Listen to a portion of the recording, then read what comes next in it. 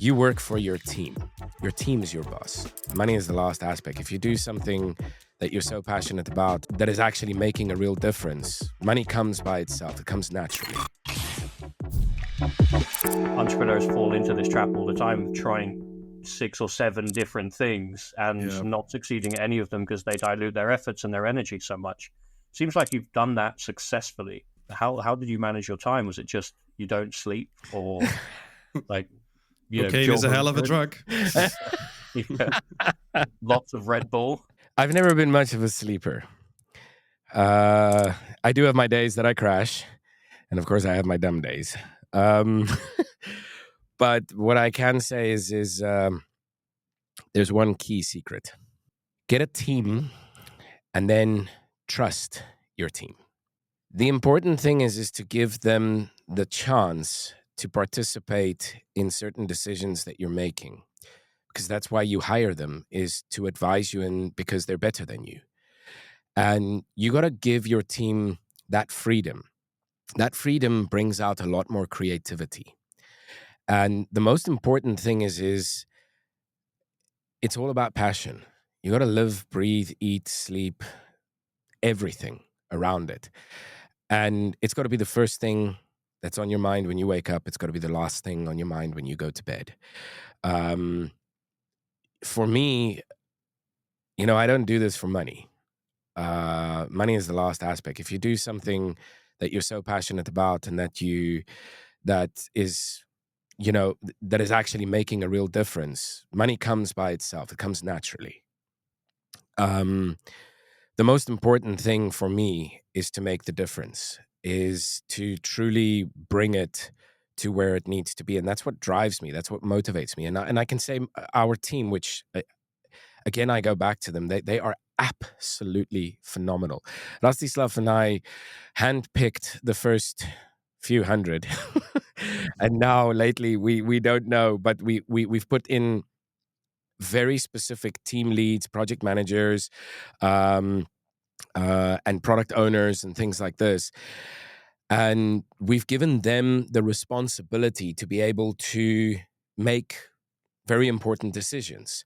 Of course, they run certain decisions by us. And, just today we had an awesome meeting with the Core Pass team and with the team leads. And basically what I can say is we leave that up to them in certain aspects. And once when you start on your own and you're as a startup, yes, don't think that sleep and family and personal life is much. It's not. And still today, I really have much of a personal life. I work 7 days a week. I work, for example, last night I had a bit of sleep because I knew I had to do the podcast and I needed to not have bags under the eyes. But what I can say is on average, you'll find me online up until 2-3 in the mornings, and then you'll find me online again anything from 4 to 5 in the mornings. That's when I wake up, and that's when my day starts. Sometimes I have 1 hour, sometimes I have 3 hours of sleep. But it is a lifestyle that I have. And the thing is having a startup, it's a lifestyle. This is something that I'm going to tell anyone that wants to start it. It's a lifestyle. There's nothing else. This is what if you're going to go all in, if you want to make it successful, that's got to be your heart. That's got to be everything. Forget about your personal life. Forget about anything else right now, because that is the thing that if you want to really achieve it, you got to be it. And it doesn't stop. And I can say it is not for the faint-hearted, and it is not for someone that thinks, okay, right, they're going to be the boss. You work for your team. Your team is your boss. And if you don't make them the most top priority, then I can tell you right now, you will not succeed in the culture of the team itself. It is the most important thing is that they need to know that they are the most important. They also need to know that they are appreciated for the work that they do. And the environment that you need to create is exceptionally important. And that should be actually your morals in your company. is creating an amazing environment that they want to be a part of. Someone wants to come and work here. It's actually an honor to come and work here. I can't tell you how many interviews I was in where the team leads first had, we had the technical interview, then there is a team lead interview, then they do a psychological interview. I don't know why, but they do that. And then, of course, once we get through those rounds, then sometimes when Rastislav and I have some time, they meet Rastislav and myself.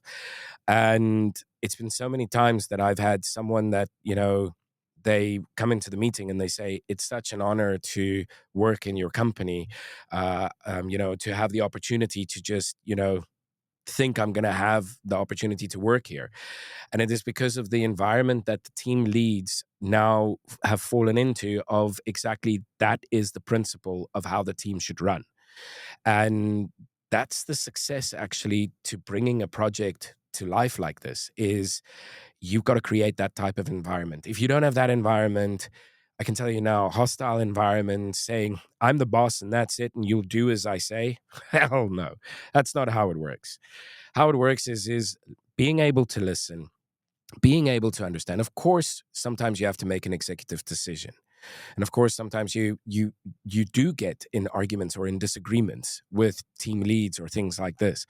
But at the end of the day, remain calm, professional, and understand the point of view. Sometimes you might change your mind on that point of view because they might have very compelling arguments to say, this is why we need to go this route.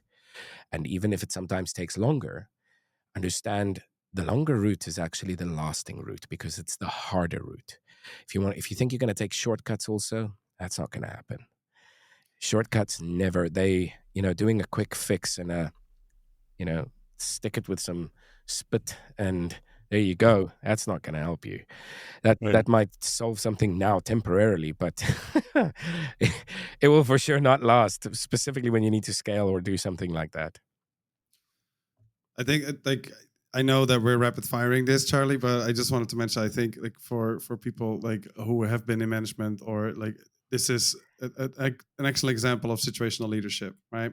You are there to inspire and to motivate when it's needed.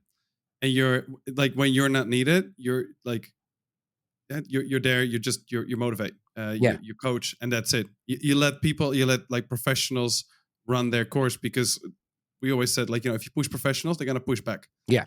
Because you don't need to push professionals. They're already good at their job. They already want to do the best thing, right? So you're gonna push them harder. They're not gonna work harder. They're gonna push back oh, well, Ockert, we're not gonna do this. Oh, I've had that many times. Yeah, I can imagine. It's been you do it for 11 years, so there's an absolute journey for that. I think in and on itself that could be an hour of discussion. So I don't want to spend too much on it, but for our viewers, this is a super important point. Read about this because this, as Ockert said, it makes or breaks your organization and your product and everything around it. Exactly. This is and to have that culture, you have to understand you actually build a culture in your own company. I like to say that we are a rural community. We're not a sports team. We're not running a damn race and we're not trying to win a damn race.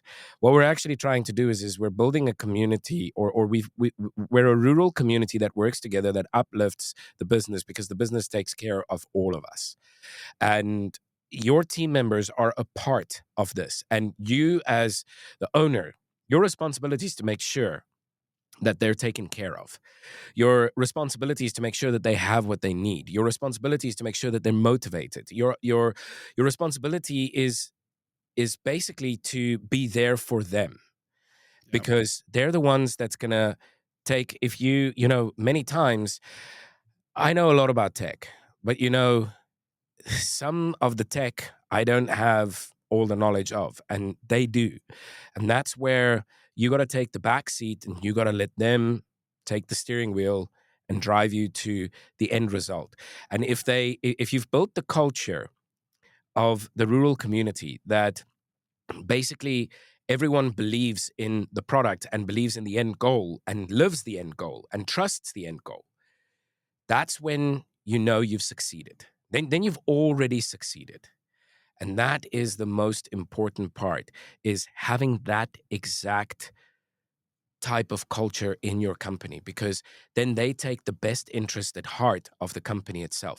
They have a look at how they can save you money. They have a look at how they can do things better. They have a look. And sometimes I think, I've had to sit in meetings where guys say to me, I don't know how to say this to you. And I say, just get it out and let's just talk about it. And it doesn't help that you get angry, and it doesn't help that you shout or that you do something. You got to understand the reasoning to it. And sometimes screw ups happen. The only way to fix it is not to be angry about it, is say, okay, right, let's sit up, let's dust ourselves off. How are we going to solve it? How are we going to change it? And that's exactly the approach that you got to take. You got to take the positive approach. You got to take the proactive approach. Never take the aggressive or the negative approach, because it doesn't help, because then actually you bring negativity into the team. I agree. Moving on to the next topic, finding creative funding. This is interesting because you've got kind of, I suppose, an experience here of looking beyond traditional financing. Can you sort of walk us through that in that quick fire fashion, if that's possible? Crowdfunding accelerators, small investors. Okay, so let me, because I've named, there's this trend developing here, which is you kind of go against the grain of what traditional sort of startup advice is, which is why I think you're excellent for this particular episode. It's a completely different, than the YouTube zeitgeist of look, what people reckon right now. If anyone's going to say to you, there's a manual, I can tell you that's for sure not true. Look, how my father and I did it in Rastislav, we put our money where our mouth is, but we were fortunate enough to have capital. We're also fortunate enough to have some funds behind us. And we have some good friends. And but I would say friends and family. Let's put it that way. The thing that I can say is if you have to go a capital raising route, the most important thing is finding the right investor. If you have to put like a pitch deck out there, or you have to do these types of things, look, if an investor says to you, first of all, give me an elevator pitch. Number one, I'm going to be dead honest, because I'm an investor myself and I am an entrepreneur myself. It's actually damn well disrespectful that you don't want to give the person the time to actually explain to you the project. Give them the fair chance. Because number one, most likely the guy that's telling you, give me the elevator pitch, I only have 5 minutes. And if I don't get your product in 5 minutes, I'm sorry, immersive tech and disruptive tech cannot have 5 minutes. Be respectful towards the guy that's actually come up with it, or a girl, or individual. I don't know how to name these people, but let's say at the end of the day, an individual that's going to tell you, give me the elevator pitch, is already looking at the exit strategy. And that's what you got to be careful of. The real investor who wants to spend the time with you and wants to understand your technology is the individual that you actually want on board, because this is kind of like smart money. And this is like the type of investor that you want to get, is that they will grow with you. They will open up doors for you. They will they don't just bring money. And I'm going to tell you, in the investment industry, it's a unicorn. It's a unicorn to find them. It's hard to find smart money. Personally, I can say very few people we sat with have brought smart money. But we are very fortunate with the investors that we do have, is that it is smart money. Are there certain competences that you would qualify, or like a rule or something where you say, okay, this is for us smart money. This is how we look at smart money. Because our listeners, they're probably first time founders. Or maybe not, but they're like, okay, bootstrap maybe. Yeah. Now they're gonna go raise. Like, what is smart money? Like, what does Ockert think smart money is? Well, smart money, to be honest with you, is someone that will bring something more than just money. This means either a use case or open up a door or have certain connections or be able to contribute. Contributing not just in money, but maybe perhaps in experience or maybe perhaps in knowledge or in a specific use case or in a specific industry. It's someone that comes with knowledge and someone that's willing to participate in helping the company grow. Smart money is basically about growth. It's about taking an investment, and this individual stipulates, listen, I'm going to help you, not to control you, but to help you succeed in the goal. Buying into the goal and saying, I want to be part of it to make the difference of what you are doing and bringing it into the world. That is the important thing. That's actually smart money. Smart money is not someone that comes in and says, well, you're doing your business wrong. We need to fire the CEO. We need to do this. We need to change that, this, that, blah, blah, blah. This team member is not good. No, that's not smart money, because you as the founder know exactly what your business is and what the strengths are and what the weaknesses are. And smart money can actually help you to strengthen the weaknesses and build further on the strong points that you already have. I hope that answers it. That definitely answers it. By the way, when it comes to crowdfunding, crowdfunding is awesome. But a word of advice to anyone that's doing crowdfunding, make sure that the product or service that you're offering can basically, it can sustain and maintain its value. Because if you're offering something that cannot sustain itself and cannot maintain itself and cannot be lasting, it will not bring any value. So you will have a very bad experience in crowdfunding. It is a very, very difficult thing to do. And what I can say is if you don't have enough supply and demand, or let's say enough demand to bring that value, then of course, that's exactly where the failure will come in crowdfunding. So be very meticulous when you're doing crowdfunding to make sure that it's something that can, if you're going to provide a service and there's a token for it, so let's say a utility token, which is the only way that I would say you can probably do crowdfunding, that you have enough services that they can utilize it, that they can actually exchange it for or do something with it. Because otherwise you don't really bring any value in crowdfunding. You're just taking the money to develop a product, but it doesn't have any utility or return for the individual that is participating in the crowdfunding. Okay, moving on. Solving problems like a pro. Target real issues your customer face, the goal, and make your technology as indispensable as coffee on a Monday morning. I like this one a lot, by the way. and I'll tell you why, Ockert, because was it our last episode that we shot? Charlie, where it was it was a great episode, but it was like, product least important things on the wish list of this individual, which was, he comes from a VC, and I think he's actually one of the better VC players out there, or at least in the Bitcoin space. But my product heart was bleeding a little bit. So, reading this or hearing this, I'm like, man, I'm so happy to sit here right now. And I will say this out loud, Charlie.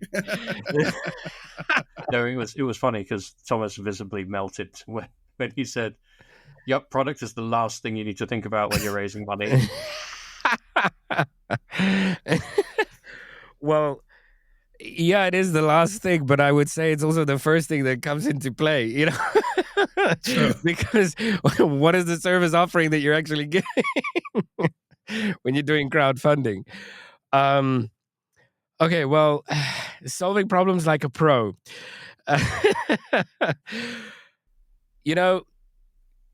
When you want to take on a challenge, or when you want to start a business, or when you want to do something, this is really, if you really want to be successful, you got to make people dependable on it.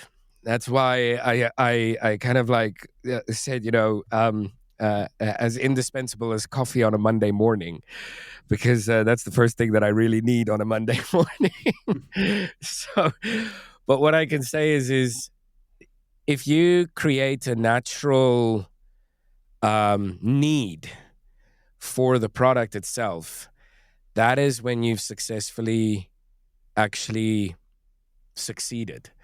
And these are the types of things, finding challenges in the market. Sometimes there are challenges that you don't even know was a challenge, or some people don't even think it was a challenge.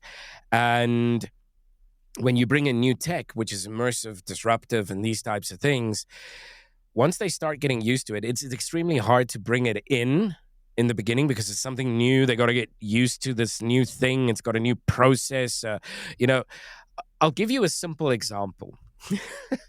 So you start off with two-factor authentication. Let's go down that route. Oh God. The the terrible Google or Twilio application that you got to download, and then you got to try and get it in time, and you got to look at the number, remember it, okay, put it in, and or it's an email that comes in, and now you first got to freaking open up another tab or your email, or you got to check on your phone and find the email, read it, okay, then put it in, or the SMS. Ugh, hate that. But at the end of the day, when we brought in Core Pass, you have to create a wallet. You have to remember the seed phrase. You have a pass key that you need to put in, which is actually your 25th word of the seed phrase. It forms part of it, which is part of the encryption. It was a whole new process that you actually needed to go through, but you only need to do it once. So if it's a once-off experience, and if you make the experience okay, not too difficult, then it will actually start adopting. But now, once you've created it, a login is simply open up the phone, scan a QR code, and Bob's your uncle. You're done. You don't need to worry. You don't need to remember a username. You don't need to remember a password. You don't need to do anything. I mean, what was the worst part about remembering a password? So you forget your password, and then sometimes you don't even remember the damn username. So now you go in. So then you try and put in your password, and then it's like, okay, no, this is not working. Okay, so forgot password. Get the email link. Okay, click on the email link. Then it opens up the new tab. Okay, back into it. Then you put in the password, and then it says, well, you can't use the same password as before. And it's like, what do you mean? I just put that password in, of course. and then you got to think of another password. And, I like to look at sometimes of these comedians. I think it is Michael McIntyre, or I don't remember, or what his surname is. He's a brilliant UK comedian. He was talking exactly about this, about the password. And then it's like, so everyone put in the number 1, when you had to add in an alphanumeric character. And then it was, okay, now you got to put in a special character. Exclamation mark, So these are the kinds of things, that you had to go through. But when that tech came in, everyone was like, now I got to download an app, and I got to do this, and I got to do that. But now they're used to it, and they said, well, I can't be without this because this secures my account. Exactly. Well, we've done exactly that. You only have one difficult part, which is the onboarding part. But once you're onboarded, everything else is seamless. It's just a scan of a QR code. You don't need to remember passwords or anything like this. And your account is entirely protected by blockchain. And these are the types of things you become so used to it. For me, I wish every single login is now like that, because I love it. I just literally open up the app, boop, scan it, and I'm in my profile. I've got everything. I don't need to worry about nothing. And it's seamless. It's like instant. And these are the types of things that I'm referring to here, is that you solve a problem without people knowing there was a problem, but actually understanding that it has made their life easier. This is the important thing, is making their life actually easier. Yeah, it's like it's the best disruption, right? If people are like, oh yeah, this is great, like, oh, this is a good, easy service. Like, I always say this with streaming services. Like, I have a lot of issues with streaming services, which we don't want to go in right now. But interestingly, Netflix, everybody's always like, oh, Netflix, this and that, blah, blah.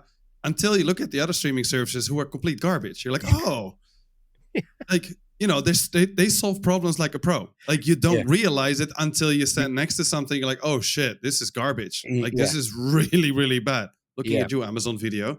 So, but that's the point, right? Like, they're so good at solving this, you're just like, oh my God, yeah.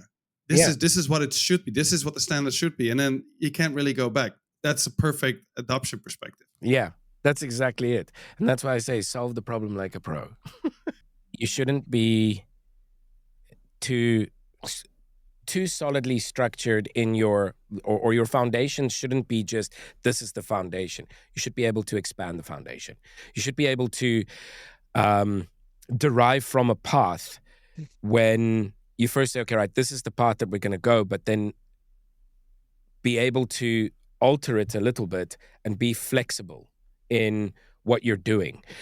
Because the important part is as emerging tech, I mean, today's day and age, when you have a look at technology, when we started 11 years back to where we are now, some of these products have changed entirely.